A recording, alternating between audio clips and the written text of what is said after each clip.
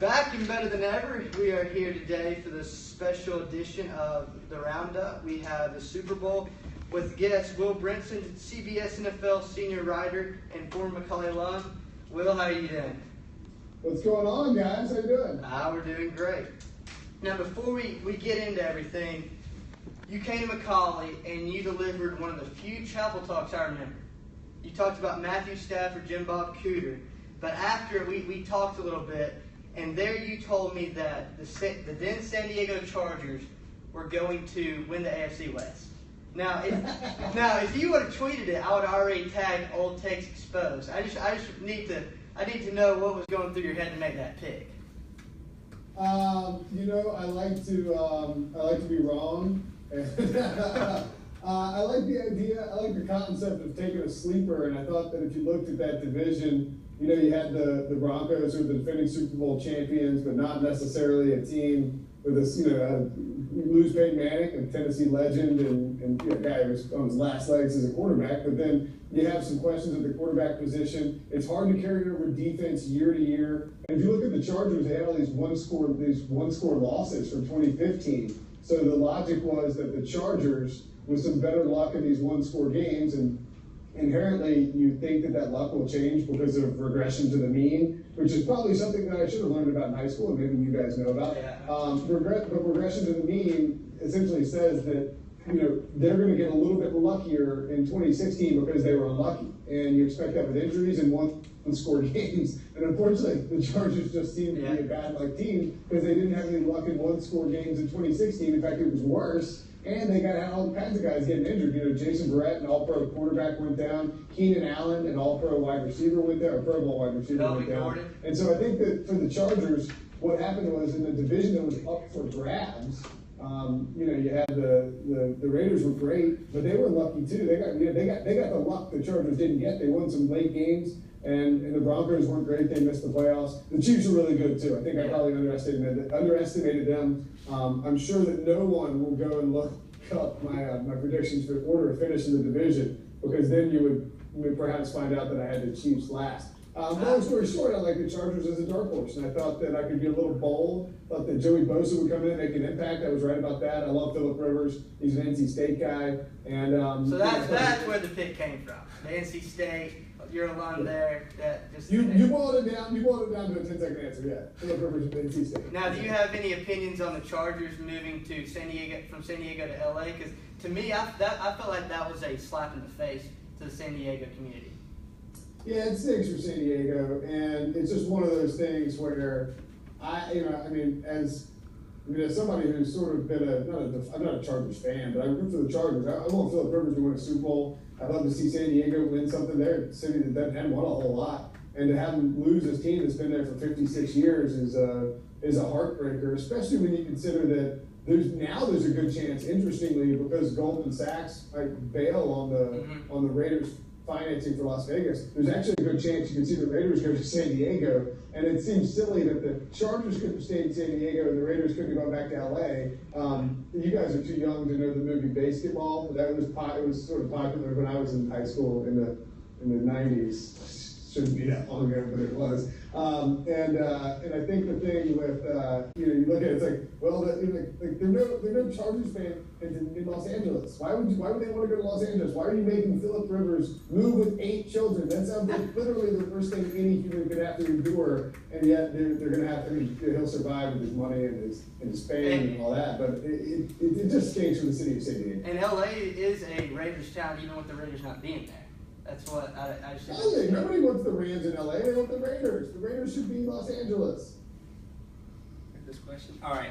So breaking news from the NFL on Sunday night was the 49ers hire of John Lynch as their GM. Will you say he's going to be like a Matt Millen, or will he be successful? And also, is this also a publicity hire, which will give Kyle Shanahan when he officially gets hired? Will he give him all the power?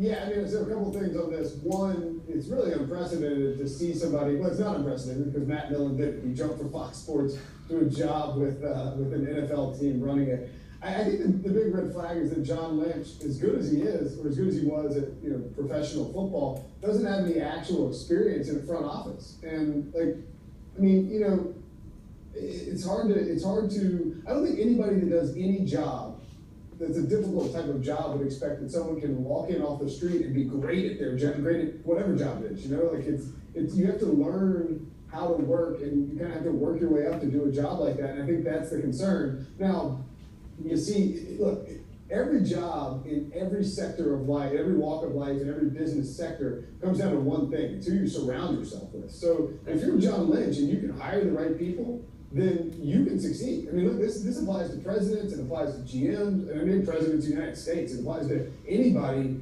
CEOs, whatever. If you surround yourself with smart people and you can recognize talent in other people, then you'll be good at your job because it, rising tide and whatnot. So I think that's the key for John Lynch. He can't expect to just be a magical scout who can pick players correctly. He's got to get guys who are, who can beef up his scouting department, who can beef up his personnel department. And if he does that, then he'll succeed. As I understand it, Kyle Shanahan will have control of the 53-man roster, and John Lynch will have control of the 90-man roster. But this is very much a Kyle Shanahan approved move. By all accounts, John Lynch called Kyle Shanahan and was like, "Hey man, but you need a GM? What's going on? I got a hanker. I don't really want to be a broadcast anymore. I'm going to be a GM. How's that sound to you?" And they struck it off. All right. Well, the MVP is announced later this week, correct? Saturday night at NFL Honors. I'll be there and stuffed into a media room while the famous people are watching in tuxedos and laughing at Keegan Michael Key's jokes. Now, is there any other person you think that can win the award besides Matt Ryan, or is it just Matt Ryan? Well, I mean, Tom Brady and Aaron Rodgers are candidates, but and I am not suggesting that anyone follow Vegas trends or betting markets, but sometimes. I don't need to get in trouble here. But sometimes the guys in the desert, as Brent Musburger, who just retired, likes to call them, have an inclination as to which way things are going to lean. And this is a pretty obvious one for Matt Ryan, because if you look at the All-Pro awards, I mean, there's a trend over the years that, because it's the same panel of voters, whoever finishes first with the All-Pro vote, if there's a wide discrepancy there, is probably going to be the MVP. So I think you could fairly, and if you watch the betting markets, Matt Ryan went from like plus 120 to minus 1,000 overnight when they released those All-Pro teams. So the expectation is that Matt Ryan will win it. I think he deserves it. I wrote about that a few weeks ago. If you look at his season, it's right up there. I think the only four players with 4,500 yards and 9 yards per attempt in NFL history over the course of the season: Dan Marino in '84, Peyton Manning in 2004, Aaron Rodgers in 2011, and then Matt Ryan. It's an MVP season, and if you put Brady, Manning, Rodgers as his last name instead of Ryan, I think he walks away with it. All right, next question here. Brady Belichick, we know that they're the greatest QB coach of all time, combination. But with a win, will Brady become the greatest QB of all time? Because he is 4-2 in the Super Bowl right now, and I guess we're comparing him to Joe Montana, who's 4-0. Do you knock the 2 losses that Brady has in the Super Bowl against him? No, I hate when people count it. Thank you. It's so stupid. It's like LeBron. And look, I grew up in Michael Jordan's time, so I mean, I'm a Jordan guy. I think Jordan's the greatest of all time. I don't think LeBron can. I mean, LeBron could theoretically top him, and he needs a few more wins. But the problem is, if you're like dinging LeBron for getting to the finals and losing. I mean, you're saying if you had lost in the conference finals, you would be a better player. Well, that strikes against the very core of what you're trying to do, which is win. So yeah, I don't ding Brady at all. And I think I'd be curious what you guys think, because you are younger. Are you guys are millennials, right? Yeah, you guys. Yes. I'd be curious to know what the millennial generation thinks in terms of Joe Montana versus Tom Brady, because for me, I'm sort of in that limbo area where I watched Joe Montana growing up. I mean, I have many more memories of watching Tom Brady, but certainly I watched a lot of Montana, and then I hear Steve Young with the 49ers. I still think Brady's the greatest quarterback of all time. I think getting there 7 times, I think winning 4, even if you're 4 for 7, and I think he will, because I won't spoil it. But even if you go 4 for 7, or you go 5, if you go 4 for 7, you're still the greatest. If you go 5 for 7, I think he puts a stamp on it. And for me, there's no doubt about it. Belichick's the best coach to ever do it. Did this in the free agency era, and that's impossible and remarkable. Yeah, I mean, you can make an argument that Brady, if he wins this one and David Tyree doesn't catch the ball against his helmet, that he really could have won 6. You can also make an argument about the Tuck rule, him only winning 5. But, yeah, I feel like you shouldn't be dinged on getting to the Super Bowl. I mean, so if you get crash out in the first round of playoffs, then it's better than going to the Super Bowl and losing. So I'm with you there. We always have arguments like with LeBron and Kobe and Jordan about LeBron getting there but not winning. So I feel like that should still be a big credit to your resume on to just getting there. Yeah, people like Jordan didn't make it. Well, I mean, maybe Jordan would have made it when he was out playing baseball for the Birmingham Barons in 95 or 96, whatever it is. And then he comes back, and nobody ever remembers this, but he comes back, and the round before he's in the Eastern Conference Finals, he posts a triple-double, and then the next round he gets beat to the Magic like 4-1, but no one ever wants to remember that. They don't count it because he was retired or yes, whatever. I mean, exactly. And it was. Did Michael Jordan win an NBA Finals championship when he was with the Washington Wizards? No. That's just a blank on my memory. All right, so I was looking at the past ratings since 2013 for the Super Bowl, and they posted a 46, a 47, a 47, and a 47, which that's a TV rating. And if people don't know what that means, that's around 110 million people watch the Super Bowl. So my question for you is, first, what do you think this year's Super Bowl will do? And next, if there was a Cowboys-Patriots Super Bowl, if the Cowboys would have won the NFC, would it have posted a 60 rating? I don't know about 60, maybe. I mean, look, so I've got a graphic. I'm going to bring it up here.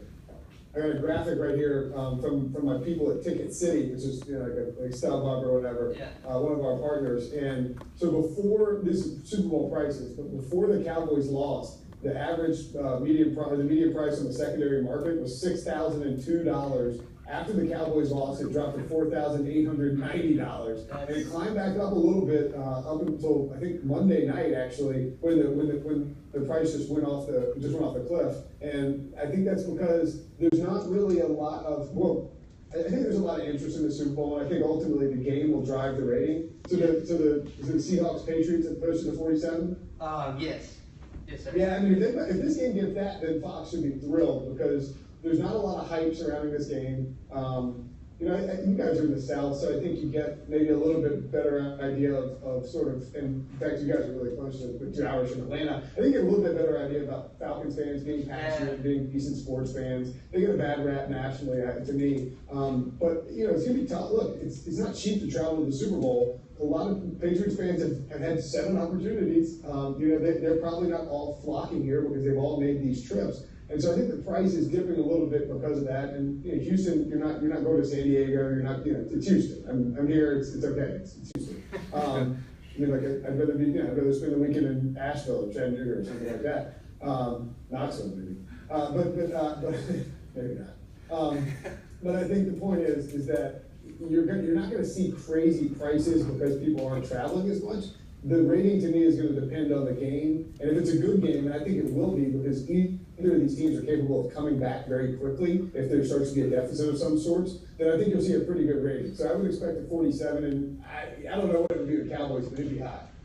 Now, I saw you a few weeks ago tweeting Nick Wright back and forth. Now, the way you answer this would probably... that was at like 2 a.m. I saw the next morning.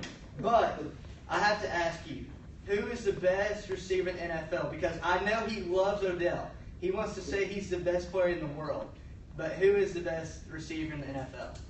Well, first of all, I will tell Nick Wright hello. I assume he'll be over there doing some sort of fancy Fox Sports 1 video gig on Radio Row when I get over there. But I would say that for me, it's Julio Jones right now. And Bill Barnwell of ESPN did a really cool thing I thought a few years ago with running backs, and he said, who's the best running back? And he's trying to predict who the best running back would be. But the idea is like you have a title belt, and I think Bill Simmons probably started this at some point.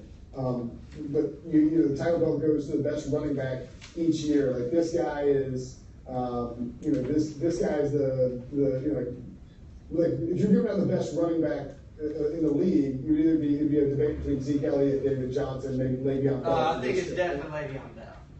Yeah, he did miss a game.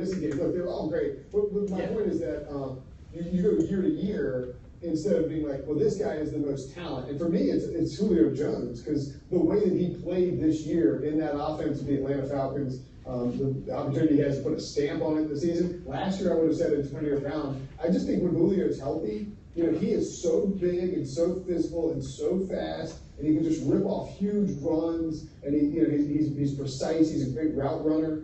To me, there's nobody better than Julio Jones when he's healthy. So I would say Julio is the best wide receiver in the NFL. All right, where do you think Jimmy Garoppolo will end up playing next year? I'm a Jets fan, so I think maybe the Jets, but I don't see the Patriots trading in a division, like also with the Bills either. And there's also this news on Carson Palmer sort of coming out the last couple of days. Do you think the Cardinals will be an option for Garoppolo? The Patriots and the Cardinals have only made one blockbuster trade last offseason. Remember, they traded Chandler Jones. Yeah. They acquired him for a second-round pick. I wouldn't rule it out, but I don't think that the Cardinals would be willing to pay the price that you would see the Patriots demand. So, like the Patriots, I know that they say they want a first-round pick.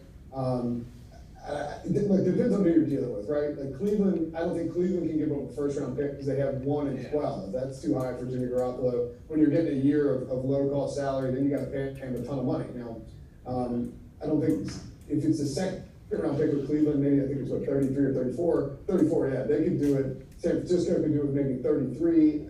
You can't give up 2, in my opinion. And I can't see the Cardinals giving up a first, and I don't know if the Patriots would take back a second. And I think if you look at the way that Steve Keim and Bruce Arians have operated in terms of getting personnel in place for the Cardinals, look how they got Carson Palmer. They acquired him on the cheap through a trade with the Raiders. I think they're more likely a candidate to go get Tony Romo or Jay Cutler. Jay Cutler would be an awesome fit for Bruce Arians' offense because he's believe it, let's chuck it deep. And he doesn't mind making mistakes. He doesn't mind interceptions. You can just see him. You can see those two on the sideline together. So I think Cutler would. I think they would rather get somebody like Mike Glennon or Cutler or Tony Romo than give up an asset in order to acquire Garoppolo, who they'll have to pay anyway. Now, I know you live in North Carolina, so this might bias your opinion on this, but if you had to start today and go for the next 5 to 7 years with a quarterback, would you go with Cam Newton or Andrew Luck? It's a tough question. I think that they're both right up there. They're both top 5 in terms of guys I'm starting franchises with. I'm trying to think. Marcus Mariota is probably in that. Russell Wilson too, and I'm probably forgetting somebody obvious. James Winston. Maybe James. Yeah, James is the other guy. Derek Carr. And look, if I'm starting a franchise today, I'm taking Cam or Andrew or Russell before I take somebody like Brady, who might have 3 years left, just because I think that you can win long term with them. Aaron Rodgers is probably up there too, because he's still young. Brady might play another 5 years. But anyway, I think I would go Luck. And I've gone back and forth a little bit about this. The drop off from Cam this year, Cam's arguably the worst quarterback in his division, which is funny because he's the MVP from last year. I think he definitely was this year. What's that? I think he definitely was the worst quarterback in his division this year. Yeah, and it's funny too because who was the worst quarterback in that division last year? Probably Matt Ryan. And you can make the case for Cam at 3 and James at 4. I think I would take Andrew Luck. So much depends too on your philosophy on how you're building, but both of those guys, I think that they've gotten kind of a bad rap from their franchises. You could say that the Panthers could do a better job putting talent around Cam in terms of the offensive line, and frankly, Mike Shula too. I think he did a nice job in 2015, but largely vanilla offense, and Cam regressed last year. And I think with Andrew Luck, if you put him behind a solid offensive line and gave him a couple of weapons, your offense is going to put up 30 points a game. So I'd probably end up going with Luck, but it's certainly close with him and Cam. I'm telling you right here to brace yourself, because right here we got a big Cam Newton hater. So all right, real quick. So this is based on this year and going forward. I have Cam ranked the 16th best quarterback in the NFL. I want you to tell me where I'm crazy. I'm about to list off the quarterbacks. Tell me where I'm crazy. Aaron Rodgers, Tom Brady. Well, before you keep going, are we basing this off of this year's? I'm basing this off going into next year, who I feel confident that could go win me a Super Bowl. Okay. All right, 1, Aaron Rodgers, Tom Brady, Matt Ryan, Andrew Luck, Big Ben, Russell Wilson, Derek Carr, Drew Brees, Matthew Stafford, Kirk Cousins, Marcus Mariota, Jameis Winston, Eli Manning, Alex Smith, Super Bowl MVP Joe Flacco, then Cam. Is that all? That's all 15. Alex Smith, Kirk Cousins, and Joe Flacco for Cam Newton is the sort of stuff you would expect from a non-Auburn SEC fan, I think. Am I accurate in portraying that? Well, I'm a Tennessee fan, so. That's what I'm saying, an SEC fan doesn't like Auburn. Yeah. I pull for Auburn when they're playing Alabama, though. Everybody down here hates Alabama, if you can imagine. Everybody all over America hates Alabama.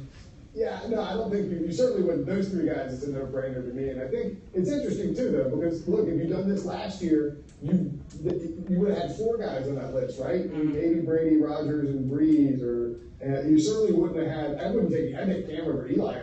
Eli looked like his arm might be going out this year. I'd take, I don't know, I mean, I'm taking Aaron Rodgers, and probably Luck. I'll take Cam. I think if you're talking about a vacuum, Cam is still up there for me. I know Matt Ryan. Look, last year at this time, Matt Ryan would have been below all those guys too. You'd be like, I'll take Alex Smith over Matt Ryan. Matt Ryan's in the ceiling, and Cam Newton, top 5 guys. So it varies year to year. But if I get him in a vacuum and I can put the stuff around him that I want, like the talent on offense and of course the coordinator, then I think I can get more out of Cam than the Panthers got out of him this year.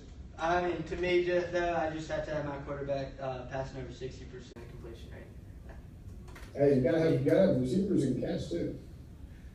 All right, so now before we make our predictions, we're gonna go over these 10 prop bets, and we want to see where you side on these. All right, so Max is gonna start us off. All right, so odds Lady Gaga wears an outfit that breaks Twitter, 1 to 3. Is that an actual one? That is an actual one. So like they're asking Twitter asking first? Yes. I mean, you're taking the no on that one because I think Twitter beefs up its servers for the Super Bowl. And as I understand it, I'm not a Gaga connoisseur per se, but I am informed by my wife, who at least is more in tune with cool pop culture stuff than I am, that Gaga, this new album, Joanne, I believe it is, she's sort of gone a little bit more mainstream, a little bit calmer in her attire. So maybe she doesn't come out guns blazing for the first set, although certainly there are executives that don't recall fondly the last Patriots Super Bowl in Houston and outfits at halftime. All right, are you heads or tails at the coin flip? Which way would you go? Yeah, tails. I'm always tails. Absolutely. Over-under on the final score, 57.5.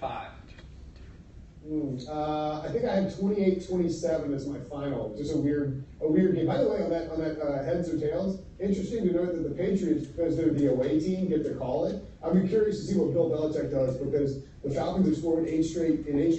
They scored a touchdown on their opening drive, and if you're Bill Belichick, why not take the ball first, run it with LeGarrette Blount down their throat, and then all of a sudden you put the Falcons on their heels. So something to watch there. I'll take the under though. I got 28-27 as my final score. It's going to be close. I don't want to have the under, and I'm too scared of the over. It's too hot. And it also should be noted that 12 of the last 13 Super Bowl winners have worn white, and the Patriots are wearing white. That's right, and the last 4 times, but the only 4 times since 2000 that the over-under total has been above 50. In all 4 in the Super Bowl, and all 4 of those times the total went under, and 3 of those 4 times involved the Patriots, and the other one was the Saints-Colts Super Bowl in 2009. So it's hard to score 50 points in the Super Bowl. Now, if this next prop bet, if the Packers were playing, this would probably be around 25-1. But odds there's a completed Hail Mary 66-1. Would you even play it? Would you even give it the second thought? No, I wouldn't touch it. Pass on that. Yeah. All right, these are sort of created odds here, but odds there's an onside kick or a trick play of sorts, like a fake play. We do have Belichick. We do have Belichick in this game. What does it pay if there is a trick play? 16-1. Oh, see, I would take that, because here's the interesting one. Mohamed Sanu, wide receiver for the Falcons, 5 for 5 in his career as an NFL passer, I think with 2 or 3 touchdowns. Hadn't thrown a pass all year, and if you're Kyle Shanahan, Bill Belichick pointed this out the other day, They look at all those passes by Sanu. Sanu's a Rutgers guy. Belichick loves him. Just too pricey in free agency for the Patriots. And if you're Kyle Shanahan, you've got a play in there that has Sanu throwing the ball. The question is, are you going to let it ride into the offseason, or are you going to bust it out in the Super Bowl? I think you got to bust it out. I think you got to, because he's going to lead. Odds on what color Gatorade will be poured on the winning coach: orange 7-2, blue 15-4, water 4-1, purple 6-1, yellow 13-2, and then we added red at 10-1 because we just figured the Falcons might choose red. Yeah, I don't know what color the Falcons use. I need to go back and look at the photos of them at the NFC Championship game. You have to think they'll be consistent with it. That's the key there. So if you like the Falcons, you would want to pick what I want to say it was almost orange, but I don't remember what Quinn had. I don't remember what they dumped on Quinn after the NFC thing. AFC-wise, if you think the Patriots win, blue's a great value. They dumped blue the last time they played against Seattle in Arizona, so why not take the blues? A, it's the Patriots' color. B, they used it before in the Super Bowl. All right, so Joe Buck and Troy Aikman are doing the game. So over-under references to Deflategate or Spygate, 3.5. You get Spygate and Deflategate? Yes, both in there. We're going both the same thing. I would guess that they don't impugn. If you go back and I was watching some of the Super Bowl 49 last night, it was just on NFL Network, and certainly they referenced Deflategate a lot. I would guess you'll hear it early once, and then I bet it stays under. I bet they don't dwell on it too long unless it just happens to be a blowout. And in that case, you might get a few more. But I would say under, and unless it's like if he says Deflategate, unless Joe Buck squeezes in Deflategate, like he's like, well, Deflategate happened, and then of course Deflategate did this, and then of course Deflategate did that. Then you're gonna host. I would take the under. All right, odds. All four Fox Geo analysts: Terry Bradshaw, Howie Long, Michael Strahan, Jimmy Johnson, pick the Patriots to win, 3-1. Jimmy Johnson will pick the Patriots. Howie Long would pick the Patriots, I think, because Chris Long. Yeah, Chris is on the team. Yeah, that's a good call. Strahan, who Terry Bradshaw? Bradshaw's he's going to call you out. Bradshaw will pick the Falcons because he doesn't want Brady to have an extra Super Bowl. That's probably a good point. What will be the higher total on Sunday? The Patriots' total points at -140 or Russell Westbrook's points at home against Portland? What's Russell averaging? I don't think the Patriots will get 30, so I'll take Russell because you're getting the juice on that. I would agree with this. And then the last one we got, I actually stole this from your article. If the Patriots win, will Brady, Belichick, or Kraft be seen shaking Roger Goodell's hand on TV? Yes at -180, no at +140. You have to say, if the Patriots win, yeah, it's only action if the Patriots win. So yeah, absolutely. I think, if I'm Tom Brady, I'm getting a firm squeeze and a shake on Roger Goodell if I win that trophy. And I'm going to pull him close and remind him of a few things, whisper something sweet in his ear about the 4 games. And Patriots fans have pointed this out, Robert Kraft is a total wild card for this speech, as he should be. If the Patriots win, it's vindication, and he can certainly fire something at the league office. He's been public about it before, and I would expect that you will see them arm in arm, making sure they get some camera time with Roger Goodell if they win. All right, so we got to the final part, and what everybody's been waiting on. We're going to make our picks. We'll start with Max, then we're going to and then we'll end with you. Max, what are you saying? So, this is Brady's 7th Super Bowl here. I think it struck me I said it last week's show. After the win in Dallas, Aaron Rodgers kept reflecting how we're going to enjoy this one. So it felt like he was almost not really ready to play for that one in Atlanta. And now the Patriots have been there. Brady's been there 7 times. I feel like they're the ones ready to play. The Falcons, they're a little happy to be there. So I'm going 35-24 Patriots. And to my pick, I think when you got the greatest quarterback of all time, you got the greatest coach of all time, I just don't really know if I need to say anything else. In life and in football, I always want to take the most reliable thing, not the flashy, gimmicky, big offense, the real content. So with that being said, I bet against the Patriots in the AFC Championship. It was a dumb pick. But now I've learned my lesson, and I want to take the Patriots. And I think it'll be a backdoor touchdown to make it closer than it really is. I like the Patriots 31, Falcons 21. Is that me next? I've got the, look, I think you look at this game and you say, all right, the Patriots are the number one scoring defense, number one against the number one offense. That matchup has happened 6 times in the Super Bowl, in Super Bowl history, and the defense has won 5 of those 6. And in the 6th one, it was the 49ers' top offense, and they had a number 3 defense, and the Broncos were probably overrated. So, you look at that, you give Belichick 2 weeks to prepare, you put Tom Brady, vindictive, angry Tom Brady on the biggest possible stage with a chance to really seal history, and the same goes for Belichick. And then, you take a Falcons team that doesn't have a great defense, and I think the answer should be pretty obvious, and yet I'm going to go in a different direction. I got the Falcons winning this game 28-27. I just think what's going to happen is we're going to see these two. I think Atlanta was a better team in terms of. I think Atlanta's a better team at the end of the season in terms of their high octane offense, what they can do. I think New England's capable of slowing them down, but they have so many weapons. If you double Julio Jones, Mohamed Sanu and Taylor Gabriel are capable of beating you. Tevin Coleman and Devonta Freeman out of the backfield, and just running through the line of scrimmage are dangerous weapons. And they just have Matt Ryan completed touchdown passes of 13 different guys. And I think in this defense with Dan Quinn, who's been on the stage, this is his 3rd Super Bowl now, and has played against Belichick and Brady in one. I think they'll be ready to scheme up something and to slow down the Patriots, and at the very least, I think it stays under, but I think the Falcons cover. I think they actually win as well. Good to have diversity on the show. We'll be able to see on Sunday which way it turns out. Will, I want to thank you so much for coming on the show, and that'll end our podcast today. Thank you. Yeah, guys, thanks for having me. Enjoy the Super Bowl, and hello, Chattanooga.